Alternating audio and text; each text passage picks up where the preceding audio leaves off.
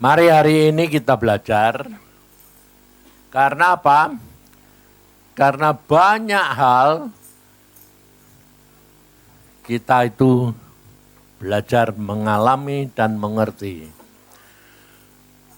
Bahwa mengapa hamba-hamba Tuhan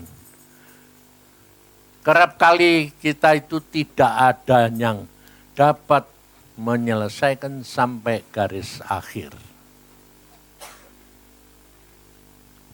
Kalau kita pelajari, saudara, banyak sekali.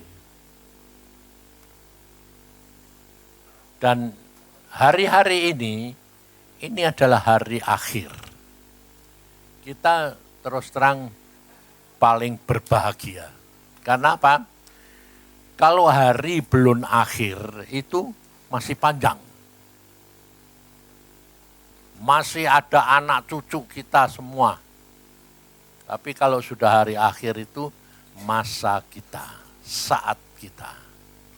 Maka dari itu kita harus belajar dan menjaga diri.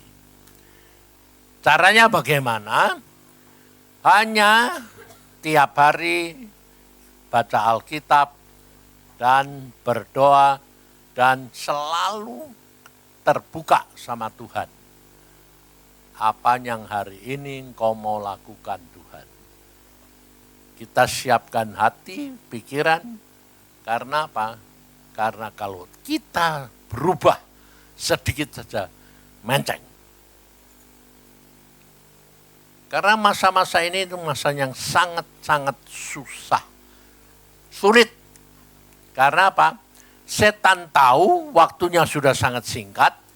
Jadi dia cari cara apa saja supaya menghambat pertumbuhan rohani kita. Mari kita belajar dengan apa yang terjadi dengan Gideon. Kita buka di dalam Hakim-Hakim pasal yang ke-6.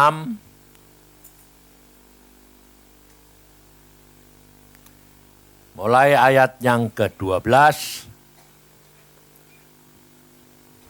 Saya yakin semuanya sudah pernah membaca dan mendalami tentang hal Gideon. Gideon diangkat menjadi hakim,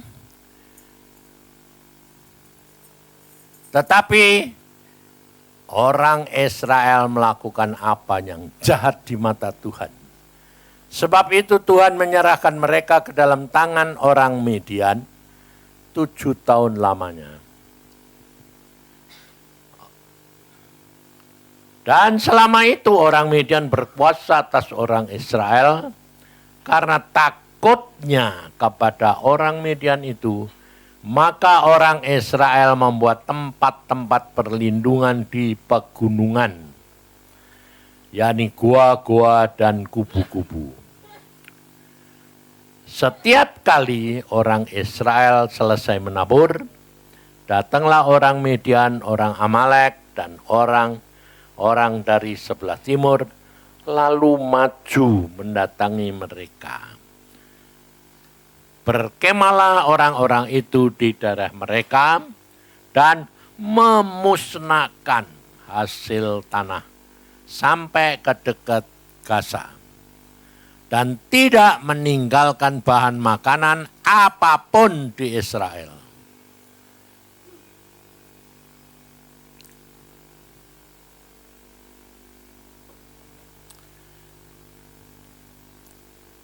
Maka dari itu saudara, kalau kita perhatikan apa yang dilakukan oleh Tuhan kepada orang Israel, ini kerap kali terjadi dalam diri kita. Selama kita diberkati, kita melekat sama Tuhan. Tapi di mana berkat itu sudah menjadi stabil, ini kita harus hati-hati. Karena apa? Karena setan tidak tinggal diam dan dia terus mengganggu kita, sehingga kita menjadi lengah. Dan kalau kita lengah, lalu setan membujuk kita untuk mundur daripada Tuhan. Caranya membujuk itu halus, diberikan kesibukan, diberikan kesenangan-kesenangan dunia, diberikan masalah-masalah yang sepele. Tapi itu sangat berbahaya. Dan kerap kali anak-anak Tuhan tidak menyadari, pikirnya sudah biasa. Maka dari itu kita itu harus benar-benar tiap pagi. Kenapa Tuhan tuh suruh kita itu bangun pagi-pagi. Dan lucunya ya kita itu enggak pernah ngerti. Kenapa kalau Tuhan itu kok mesti kalau mau bicara, mau sama kita, mengajar kita, mesti kok pagi hari. Kerap kali pagi atau siang hari. Artinya siang hari itu antara jam 3, jam 5 itu. Pagi juga begitu. Aku sendiri terus terang tidak banyak ngerti mengapa. Hidup saya cuma hanya mengalir saja. Saya selalu cuma mengatakan paksa Tuhan. Sebab kalau enggak bisa. Sebab untuk bangun pagi saja itu bukan hal yang gampang, betul enggak? Hah? Susah toh? Karena justru apa? Lucunya, kalau disuruh bangun pagi, kita malah sudah siap, malah tidak datang-datang. Kalau kita tidak siap, Tuhan ini datang. Nah, contohnya bagaimana? Kita kerap kali kalau Tuhan datang pagi itu, kita disuruh doa, nanti kan ngantuknya luar biasa. Betul? Lah terus piye? Hah? Nah, terus kalau kamu ngantuk, itu kan kamu menghadapi satu keputusan loh. Mau tidur, mau terus, atau mau bangun. Saya yakin kamu mau, tapi tidak mampu. Sehingga akhirnya tidurlah di hadirat Tuhan. Itu kenyataannya toh? Hah? Nah, kalau saya itu selama hidup itu ya, saya jatuh dari tempat tidur itu beberapa 3-4 kali ya. Kenapa? Loh, kenapa saya jatuh ya? Loh, jatuh itu saya kalau sembahyang itu di atas tempat tidur. Bisa mencelat sampai di bawah tempat tidur. Saya tidak tahu. Apa saya ngantuk? Apa saya didorong setan? Dibiarkan Tuhan alami. Sehingga sekarang, apalagi sekarang sudah tua ini, saya tidak berani sembahyang dengan berlutut dan tidak siap-siap, tidak berani. Karena tempat kamar saya itu kan kecil. Jadi kalau jatuh mesti kena lemari. Nah, lemarinya kalau gede apa-apa, jeduk lemarinya itu pendek. Jadi kalau kena ya lumayan lah. Tapi Tuhan itu selalu melindungi, tidak usah takut. Makanya itu saya berapa kali. Sekarang saya enggak, kalau sembahyang duduk di tempat tidur sambil bantal, siap-siap. Tapi enggak pernah jatuh, sekarang enggak pernah. Tapi ya enggak pernah sampai gitu, enggak. Sebabnya apa? Sebabnya karena sudah tua, tidurnya kurang. Jadi tiap 1-2 jam bangun, sembahyang, terus habis itu kencing, terus tidur lagi. Nanti 1 jam bangun lagi. Mesti. Nah, tapi kalau hal seperti itu, kamu tidak mau terima, dan kamu anggapnya itu kurang tidur, ya akhirnya jadilah seperti yang kamu pikir. Itu yang saya katakan, kita harus hidup dengan Tuhan itu, minta dipaksa. Dan hidupmu harus siap untuk menerima apapun yang terjadi dalam hidupmu itu adalah baik. Sebab setiap orang itu sudah punya jatah sendiri-sendiri. Jadi kita kerap kali kalau melihat ada anak muda sedang giat-giatnya, tahu-tahu dibawa pulang. Hamba Tuhan sedang istimewa-istimewanya, bawa pulang. Lalu kita bilang, mengapa? Tuhan itu lebih tahu. Ini contohnya kakak saya. Kakak saya perempuan itu, dia itu orangnya kan senang dagang, senang usaha terus. Tapi cinta Tuhan juga. Jadi di rumahnya juga ada persekutuan, ngurusi orang-orang pelayanan, cinta. Jadi kepinginannya juga masih banyak. Satu saat di Cirebon dia pagi-pagi bilang gini, wah aku kok hari ini kok kepingin pergi ke salon. Baik enggak? Baik. Dia pergi salon. Sudah dandan. Sampai saya bilang gini, ini orang tua kok masih hebat. Ternyata istri saya juga begitu. Tukang nyalon. Tapi dia itu bedanya, ini pergi kalau mau ada orang kawin, ada orang apa, ada kegiatan-kegiatan, ya toh. Ini enggak ada apa-apa kok dia pengen salon. Saudara, kerap kali kita itu enggak bisa tahu. Ternyata dia itu mau menghadap Tuhan. Nah, jadi tindakan kita pun kita enggak tahu. Dia di salon sudah selesai semua.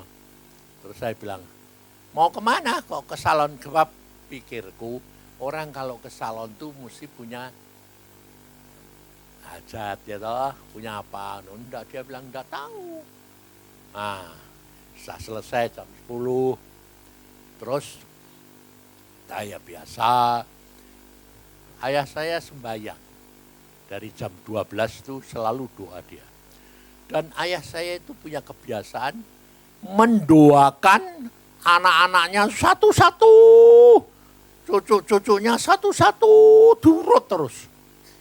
Jadi doanya selalu panjang. Tidak pernah sebentar. Nah, kemudian dia doa sampai jam 1 loh. Belum selesai.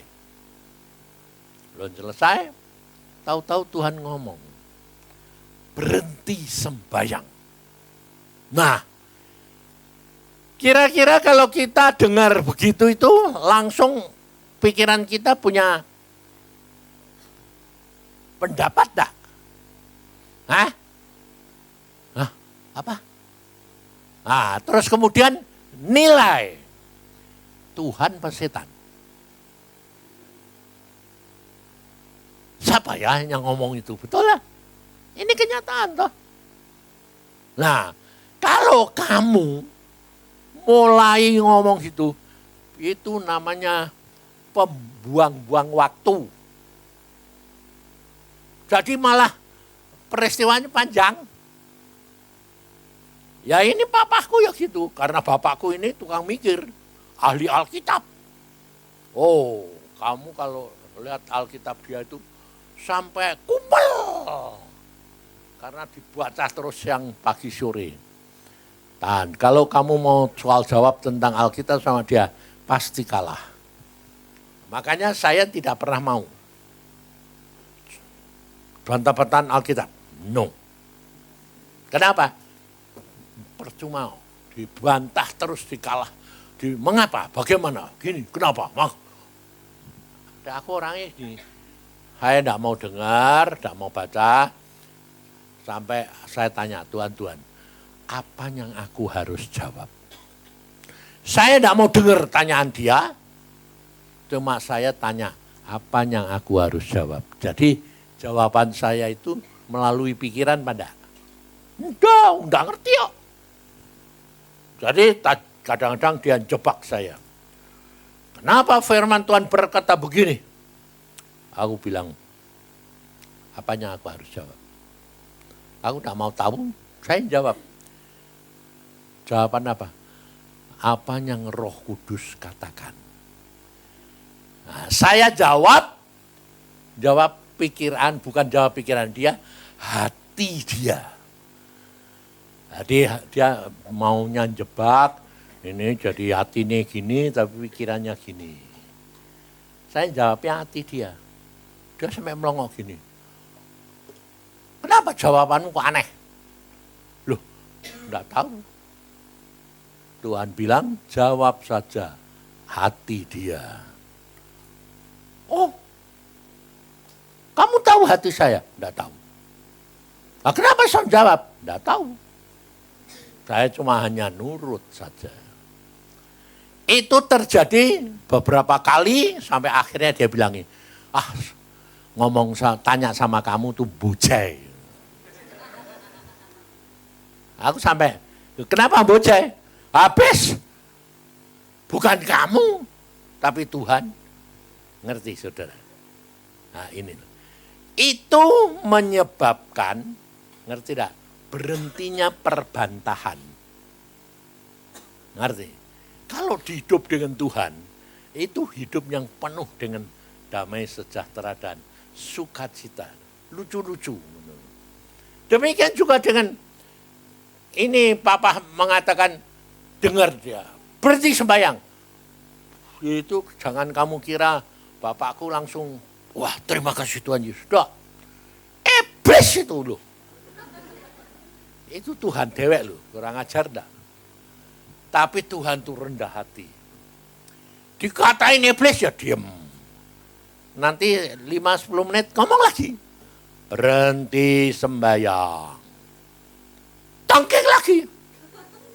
Cuma sekali tidak bisa. Tangking lagi. Orang sembahyang ono. Karena menurut pikiran kita.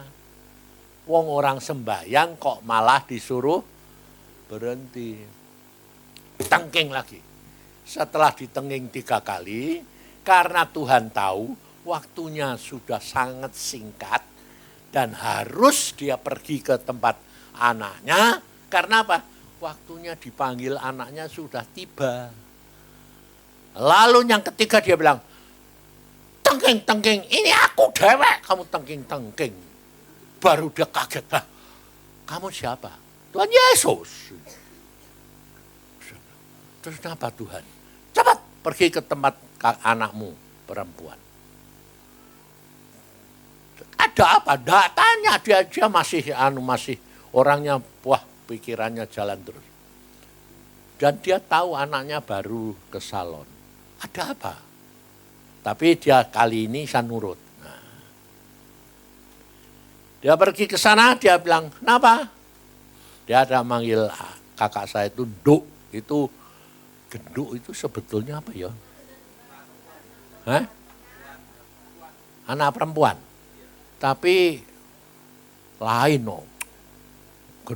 Genduk itu kayak pembantu. Ya. Dia bilang, Pak, kepalaku sakit, Pak. Itu ada suaminya di situ. Nah, ini loh, biarpun dia sudah setua itu, umurnya 58 ya pada waktu meninggal ya. Karena bapakku ini sayang sama dia. Dia bilang apa? Sini, saya gecel. Dipijeti kepala. Dipangku. Oh, orang tua kan enggak. Ya enggak. Dipangku. Oh, jadi sini saya gecel. Pangku. Di pangkuannya keletek mati. Ayo, Kira-kira kalau kamu yang ngalami kayak gitu, Bi. Sebab orang mati itu kan kepalanya langsung makletak gitu tak, ya dah. Nggak bisa tegak gini. Ini sudah tidak jalan, tak. Hah? Mati. Dia paling sayang. Saya terima. Ibu saya pada waktu mati pun, mama, papaku ini nungguin dia semalam suntuh. Nungguin apa? Tangki, bangkit, bangkit, disuruh bangkit. Nggak mau bangkit. Nggak bangkit-bangkit. Sampai pagi-pagi saya datang cuma begini. Tuhan, apa yang saya harus lakukan ya? Berikan selamat jalan ibumu. Ya sudah. Aku cuma masuk kamar gini. Selamat jalan mama. Engkau sudah di surga enak. Tahu-tahu dia yang jawab. Betul nang. Hah? Padahal semalam suntuh. Tidak mau bicara. Karena nengkingi terus jaluk bangkit. Kita itu kerap kali berjalan ngatur Tuhan. Mau mengurut kehendak kita sendiri. Dengan tidak sadar. Bukan itu sadar, tidak sadar. Maka dari itu kita belajar. Belajar apa? Mengalir, terima semua dengan ucapan syukur. Dan pada waktu itu pun dia marah. Mengapa meninggal? Lalu suaminya ngomong, iya Pak, Yusak sudah ngomong. Langsung matanya melotot ya. Kenapa tidak saya dikasih tahu? Yusak sudah ngomong, tidak boleh ngasih tahu apa-apa. Jadi Tuhan tidak boleh. Karena apa? Kalau dikasih tahu ya ngotot gitu itu. Mau karpe dewek, tidak bisa menerima. Maka dari itu saudara, hiduplah dengan Tuhan itu penuh percaya. Dan sikap hati yang rendah hati. Bahwa kamu sudah menjadi milik Yesus, ditetapkan oleh Dia, dan hidupmu pun, langkahmu pun ditetapkan oleh Dia. Karena ada ayat juga berkata, manusia memikirkan jalannya, tapi Tuhan menentukan langkah-langkahnya. Demikian juga ayat, apa yang tidak pernah timbul dalam pikiranmu, hatimu, dan kehendakmu, itu yang disediakan Tuhan. Jadi kamu tidak bakal ngerti lah. Ya, kamu mengambil ayat itu hanya dengan apa? Yang enak. Yang tidak enak tidak mau. Ucap syukur dalam segala perkara. Maka dari itu, pada waktu kejadian begitu saya bilang, Tuhan sudah ngomong, pokoknya pulang.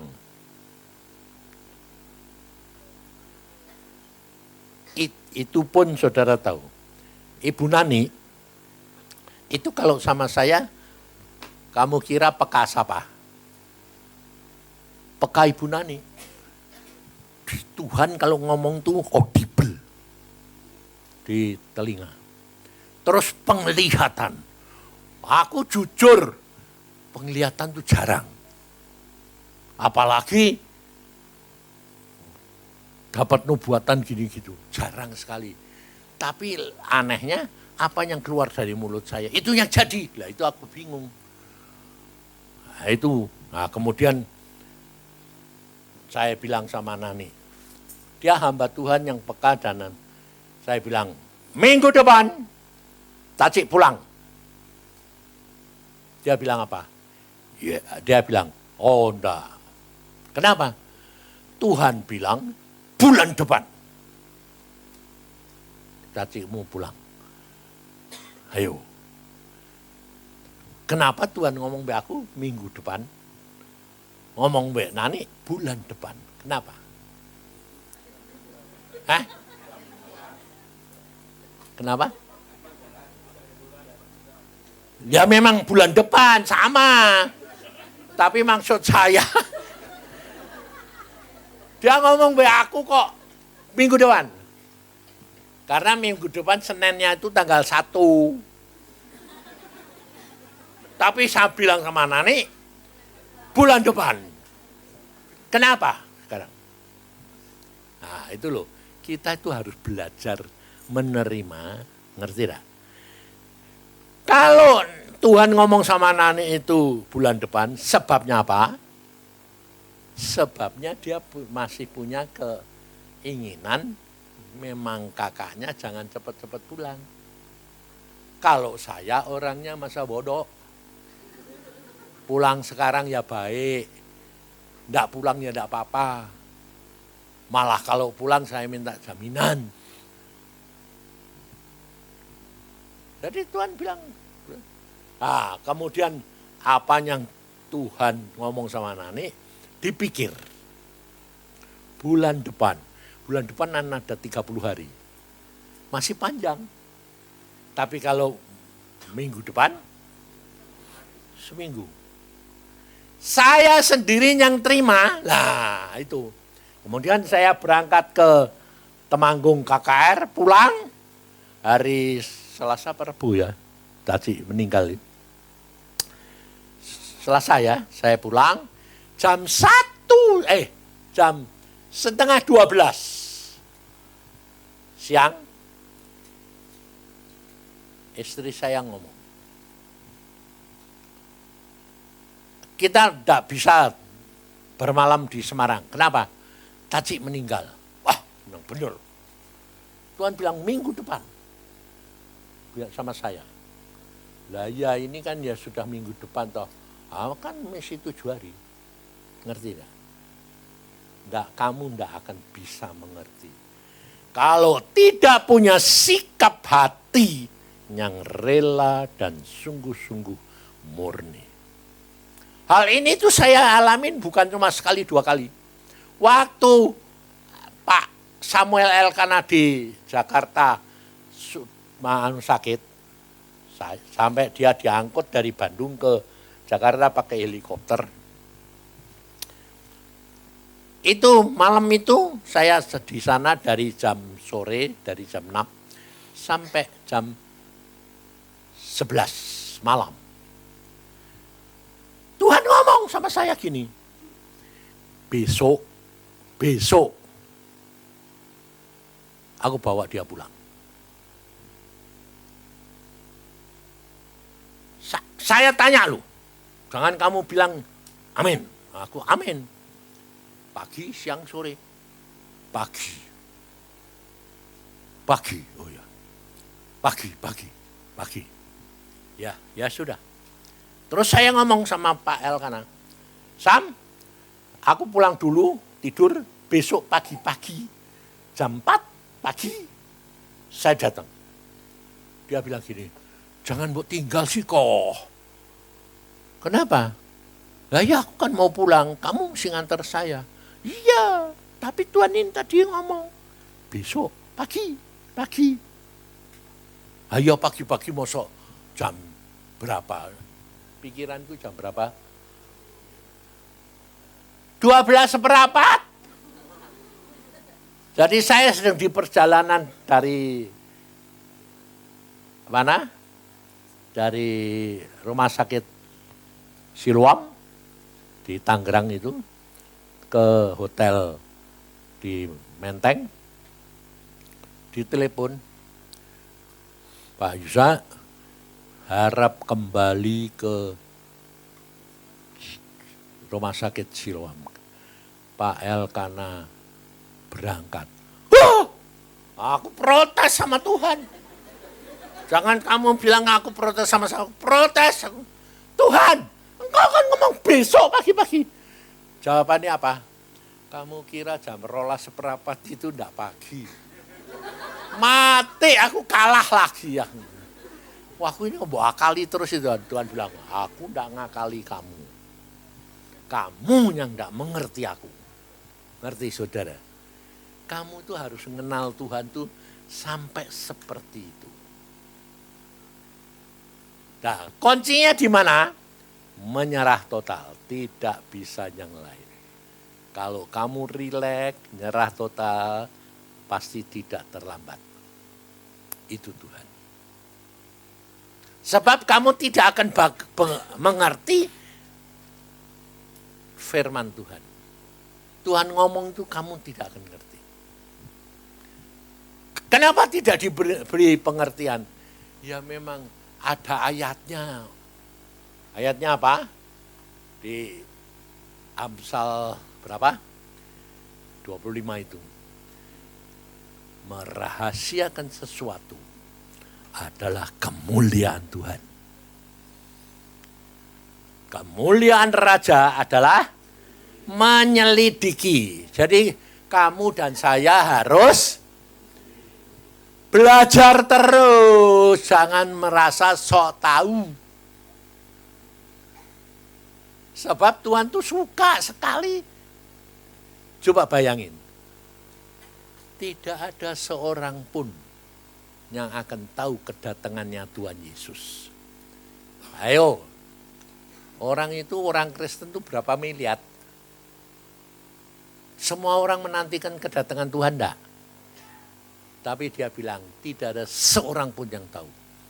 Nah, aku bilang, mosok enggak mau kasih tahu? Tuhan bilang, tak kasih tahu ya enggak bakal ngerti. Nah, kenapa mbok ilangi? Iya supaya rahasia. Makanya saya bilang, udah belajarlah percaya menyerah kepada Tuhan. Sebab kita tidak bakal tahu apa yang akan terjadi. Coba bayangin saudara. Orang seperti Gideon yang dipilih Tuhan. Dan Tuhan berkata apa? Hai pahlawan yang perkasa. Betul? Hah? Padahal kalau kita lihat Gideon itu orangnya penakut enggak? Penakut, kecing. Suruh merobohkan berhalanya orang tuanya aja ketakutan. Oh. Jangan dilakukan siang, malam hari. Takut, kecing. Gideon. Dan kelihatannya kan bagus.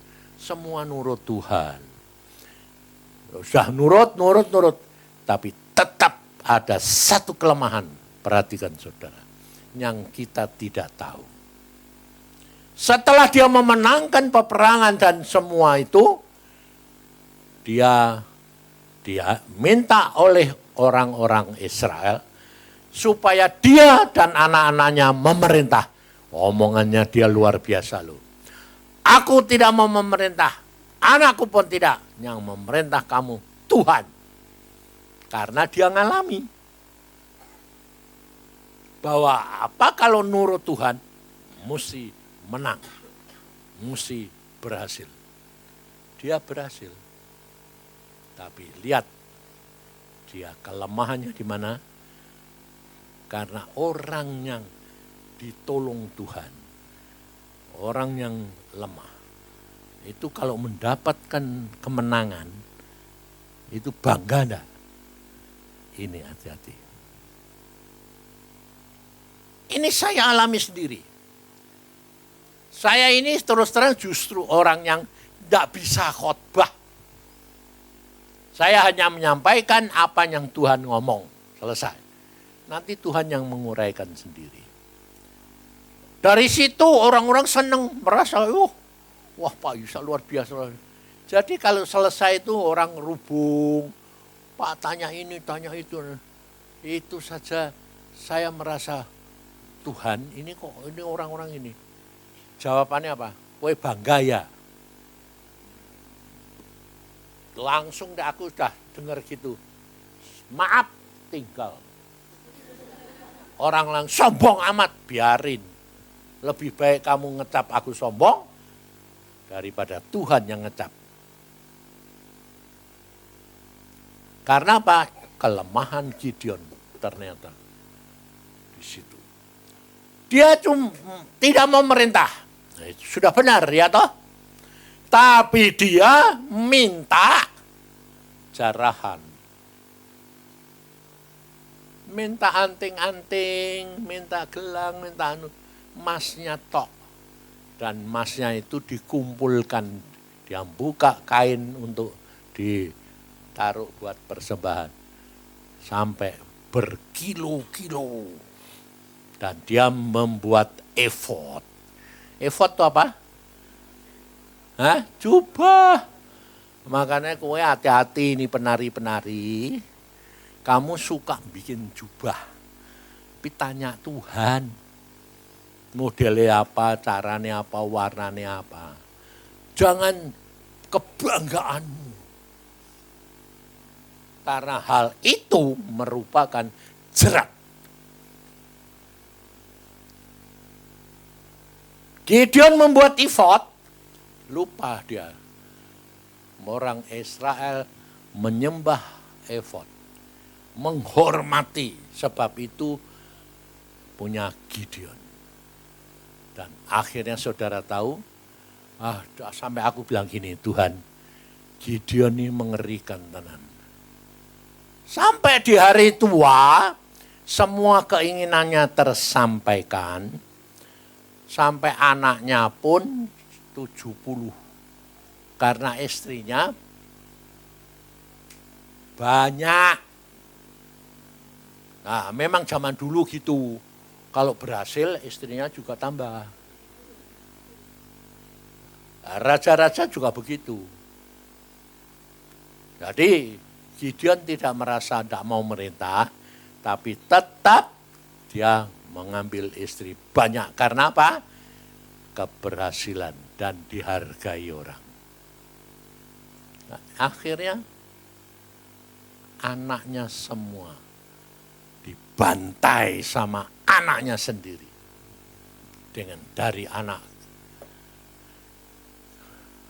bukan istrinya, tapi gundiknya. Abimelekh itu anak gundik. Tapi saudaranya 70 orang dibantai semua. Dalam satu hari, satu saat. Bayangin, saudara. Tragis sekali. Hanya karena apa? Karena kebanggaan. Apalagi kita zaman ini adalah hari akhir, maka jangan sekali-kali kamu membanggakan diri. Makanya kalau Bahtera belakangan ini, banyak ditentang ini. Sekarang ini kalau yang turut Bahtera dari gereja lain, dihakimi loh. Dihakimi gini. Mana ada zaman sekarang darah anggur ditaruh di ambang pintu. Karena apa? Anak-anak buah yang salah ngomong. Mosok ngomong gini, supaya tidak ada kematian. Mateng aku, salah lagi. Itu kan zaman dulu. Sekarang itu bukan itu. Supaya kita itu mendapatkan hak kesulungan itu jangan hilang. Tapi ada anak Tuhan bilang, ngajari anak-anak sekolah minggu, nanti pulang dilap semua dengan anggur. Supaya tidak ada kematian. Nah, salah lagi. Oleh gereja-gereja di sidang. Setiap orang yang pergi ke Bahtera ditanyai. Nah, itu kan lalu akhirnya membuat dosa orang lain. Ya toh? Salah. Sebab memang anak Tuhan kalau yang salah ya, Tuhan itu tidak peduli ya. Yang penting Tuhan tuh lihat hati. Salah sekalipun kalau tujuan hatinya itu maksudnya itu nurut Tuhan, Tuhan suka dan Tuhan pasti membela. Maka dari itu saudara itu mesti hati-hati. Yang penting itu sikap hati nurut dan jangan punya pikiran sendiri, tapi tanya Roh Kudus. Jangan dinilai menurut pikiran kita sendiri. Karena pikiran kita itu seolah-olah benar, tapi belum tentu. Maka jangan menghakimi orang lain, tapi kembalikan Tuhan. Itu urusan dia sama Tuhan. Hiduplah dengan kerendahan hati. Kenapa Daud sampai begitu disayangi Tuhan? Karena Daud tuh gampang bertobat, rendah hati. Segala sesuatu kembaliin Tuhan. Tidak mau bertindak sendiri. Saul musuhnya sekalipun diserahkan dia tidak berani menjamah. Dia tanya Tuhan. Dan pada waktu Saul itu mau dibunuh Daud, Tuhan cuma ngomong melalui Daud apa? Hatinya berdebar. Sign, hanya dikasih tanda. Hati Daud berdebar. Sehingga jubahnya yang dipotong bukan orangnya. Belajar karena apa? Tanda-tanda maupun apapun kejadian, itu Tuhan yang mengadakan. Belajar rendah hati. Salah ya sudah, tidak apa-apa. Maka dari itu jujur di hadapan Tuhan. Nah, kita kerap kali itu, saya tanya sama anak-anak itu, kamu sudah jujur? Sudah. Tapi ternyata jujur terhadap Tuhan itu ada 3 macam lagi. Roh, jiwa, tubuh. Dan yang Tuhan tuntut, roh, jiwa, tubuh. 3. Nah, yang susah, kita itu tidak bisa. Kita kerap kali itu tidak nurut roh, tapi nurut jiwa kita, pikiran kita, pendapat kita sendiri. Menurut kamu sudah benar. Nah, lalu kalau saya tanya, kenapa kamu melakukan ini? Aku sudah tanya Tuhan. Dan jawabannya lebih istimewa. Kenapa? Saya diserang. Dan saya menurut engkau. Diajari paksakan, aku sudah berdoa. Nah, kenapa aku melakukan dosa dengan tidak dipaksa? Supaya berhenti. Oh, saya tanya Tuhan, ya Tuhan. Dia sudah minta dipaksa. Supaya engkau lindung. Tuhan bilang, 3 belum sinkron. Jiwa, roh, dan tubuh. Maka dari itu ikut Tuhan itu tambah lama nih, tambah sekarang ini, tambah dekat begini, ini kamu harus lebih peka, lebih tenang, lebih hati-hati. Lebih menyerah total sama Tuhan. Nurut sikap hati, kamu mesti ngomong sama jiwamu bahwa kita mau nurut Tuhan. Kita tidak bisa hidup di luar Engkau Tuhan. Itu harus kamu katakan. Saya tiap pagi terus terang doa itu selalu cuma gitu. Tuhan, aku mau makan, minum daging dan darahmu. Karena aku tahu, aku tidak bisa hidup di luar Engkau. Selalu berbuat dosa. Selalu salah. Karena apa? Karena kita memang pikiran kita ini kalah pinter sama setan. Karena kita tidak sadar seperti setan ngomong sama Hawa. Kalau kamu makan buah itu, kamu akan seperti Allah. Demikian juga kita kerap kali disodori setan itu. Maka dari itu saudara, kita harus belajar tuh rendah hati, ngomong jujur sama Tuhan, minta pertolongan Dia. Jangan memutuskan sesuatu di luar kehendak Tuhan. Tapi kerap kali dibiarkan Tuhan karena masih ada waktu untuk didik kamu. Jadi kalau dibiarkan itu, kamu harus terima kasih, bilang, oh berarti aku masih punya waktu ya Tuhan. Untuk apa? Bertobat. Jadi kalau dibiarkan, jangan kamu bilang, oh Tuhan boleh kok. Kayak sebab saya itu berani ngomong gini kenapa? Saya ngalami sendiri. Saya dalam segala perkara ngomong sama Tuhan. Nah, terutama kalau sudah kepepet. Ya toh, kita datang kepada Tuhan itu kalau sudah kepepet atau belum. Pepet, dia sudah mepet, akhirnya datang. Demikian juga saya alami. Bayangin, waktu saya traktir saudara-saudara karena apa? Ya itu, bangga merasa kerja di Irian Barat, disuruh Tuhan ke sana. Akhirnya saya jadi kaya. Jadi saya traktir ayah, ibu, saudara, kak, semua. Kamu boleh beli apa saja. Dan pada waktu itu di pameran di laut, semua makan berat. Saya kalau makan cepat. Tapi saya makan cepat, selesai, sebelahnya roulette.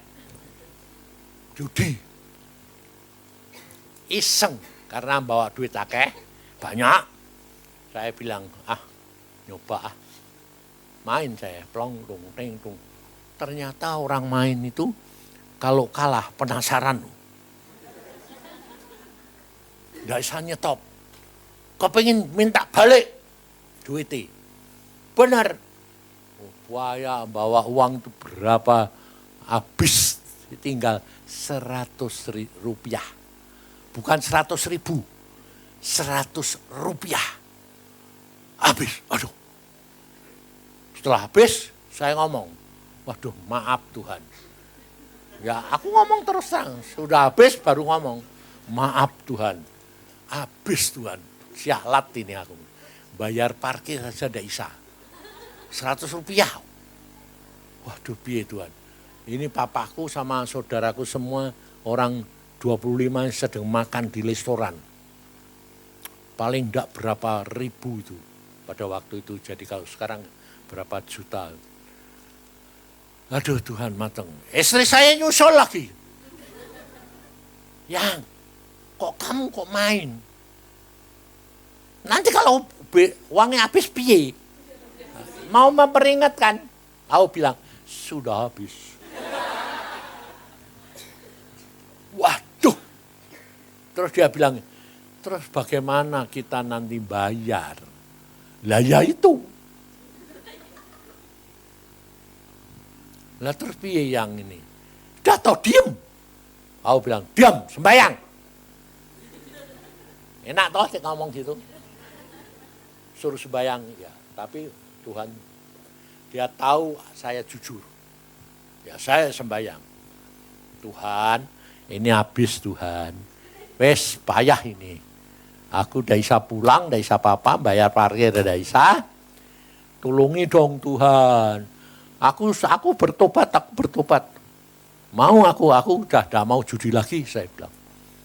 Sekali ini terakhir. Tuhan dulu baik. Jawab, makanya jangan judi. Iya ya, enggak judi lagi dah. Tapi ini piye? Duit tinggal 100 rupiah. Diam dia. Aku ya diam. Habis mau apa? Aku, terus istri saya, udah toh yang, loh, tinggal 100 kok mau apa? Kok sudah. Udah dah, pergi sana. Tak usir loh. Cuma dia baik, enggak pergi. Orangnya ya sudah diam sambil sembahyang. Saya yakin dia pasti minta ampun. Ya toh, kalau enggak bisa bayar biaya. Terus aku meni, Tuhan, ampuni aku sungguh, kowe tahu hatiku, aku mau bertobat semua. Ngomong. Ya sudah, jangan judi. Ya, benar. Nah, terus piye ini? Nah, situ pasang.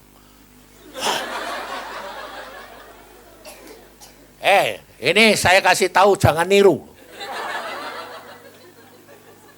Sebab tidak semua orang boleh ngomong.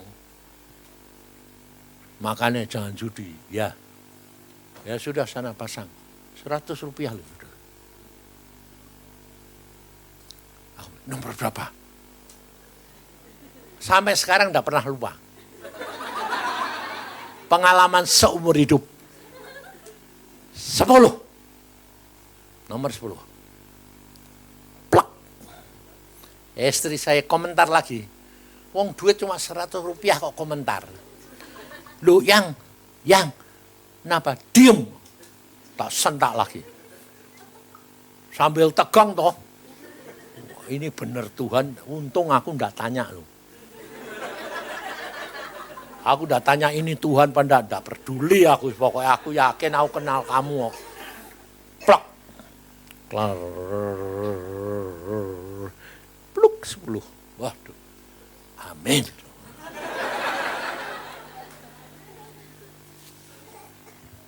Orang enggak percaya. Karena apa? Masa Tuhan diajak judi mau? Betul toh? Kamu juga gitu toh? Iya sama. Tapi kalau kamu tidak ngalami sendiri, kamu tidak, Tuhan kita itu bukan seperti kamu. Karena yang dinamakan suci itu adalah menurut Tuhan. Itu suci. Wes, dapat tak? Dapatnya berapa pada waktu itu ya? Kalau 35 kan 3.500 ya.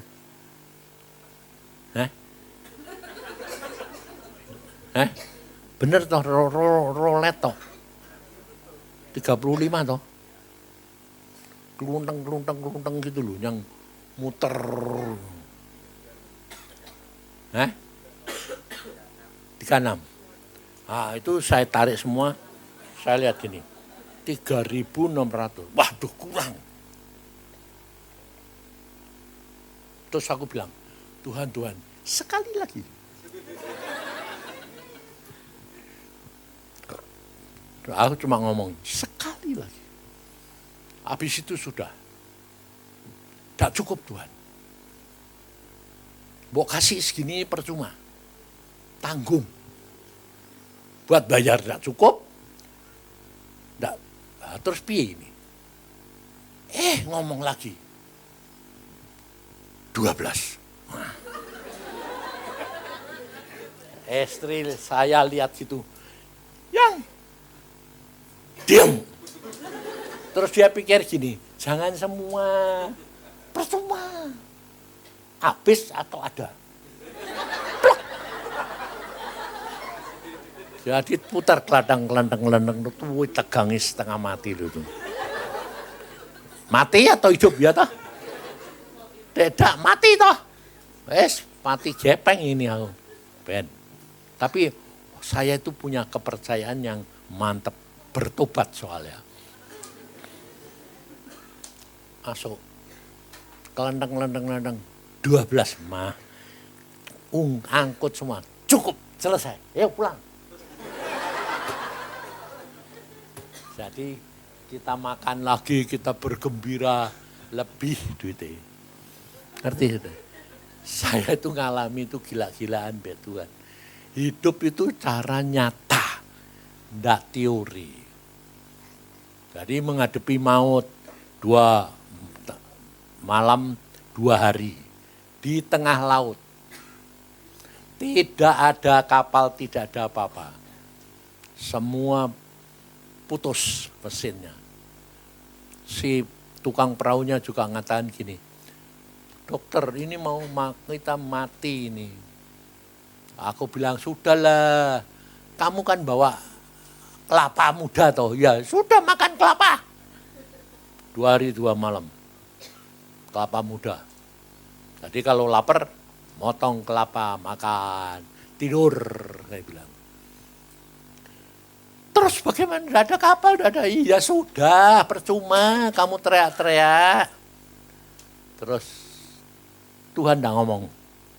Kita tidur, pagi-pagi jam 5, udah mulai ada matahari, malah dia yang teriak. Lah, itu numfor. Kita didorong oleh Tuhan sampai sendiri ke pulau yang tempat kita tuju. Itu Tuhan. Dengan tidak apa-apa, hanya terima saja. Ngucap syukur. Pokoknya mati, oke. Wes bar. Dan saya sampai sekarang ngalami berkali-kali. Lumpuh, ngucap syukur, bangun lagi.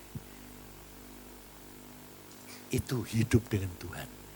Hidup dengan Tuhan tuh rileks saja. Nggak usah kamu banyak mikir, kamu takut, khawatir. Percuma. Kue takut ya datang, nggak takut ya datang. Ngatasinya ya tidak ada jalan kecuali kalau Tuhan yang buka jalan. Ya, dan kamu mesti ngomong sama dirimu. Jangan bangga. Kalau kamu berhasil, jangan bangga. Kamu harus ngomong sama Tuhan. Semua karya Tuhan, bukan aku. Semua kerja Tuhan, bukan aku. Karena apa?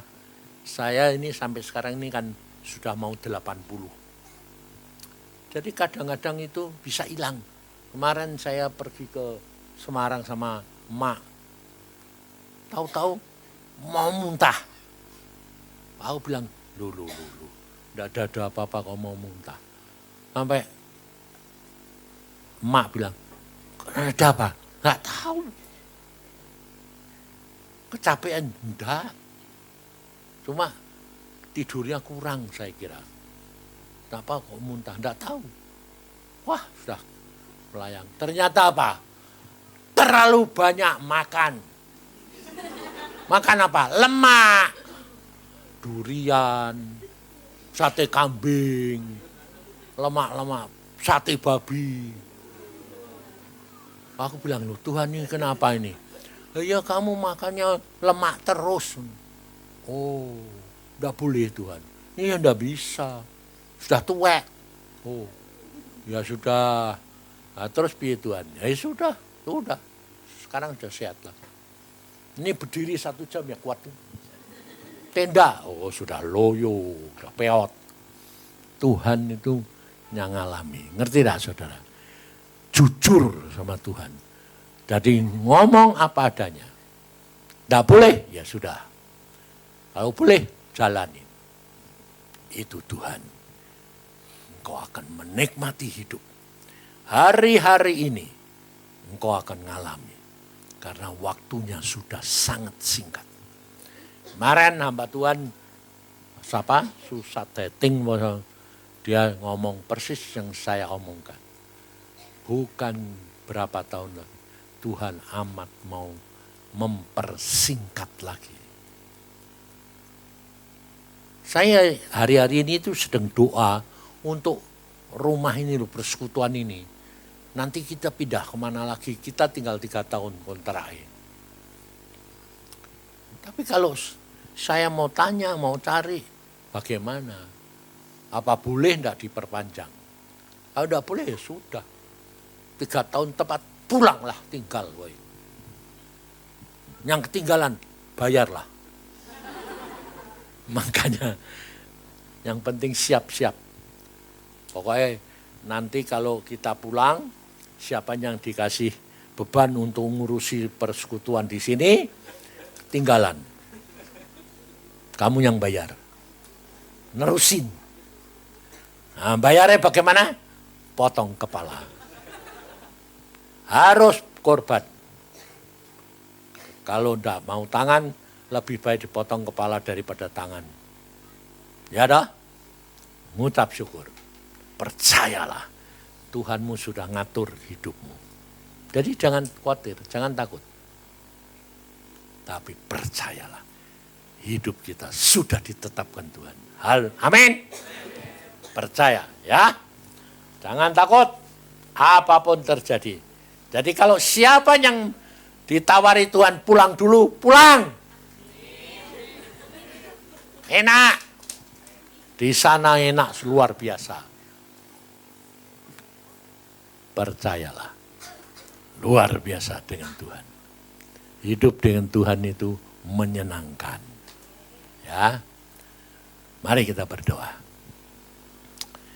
Tuhan Yesus, hamba sudah sampaikan apa yang engkau mau. Selanjutnya terserah engkau Tuhan. Secara pribadi demi pribadi, engkau ngomong supaya setiap orang anak Tuhan di tempat ini tidak sia-sia. Engkau tegur, engkau arahkan, engkau hibur, engkau ingatkan, supaya jangan lengah, supaya jangan iblis bergembira, karena waktunya sudah demikian singkat. Terima kasih Tuhan, karena Engkau baik. Berbicaralah pada tiap-tiap anakmu, supaya kami semua mengerti kekurangan kami, kelebihan kami, apa yang harus kami lakukan, supaya kemuliaan Tuhan nyata dalam hidup kami.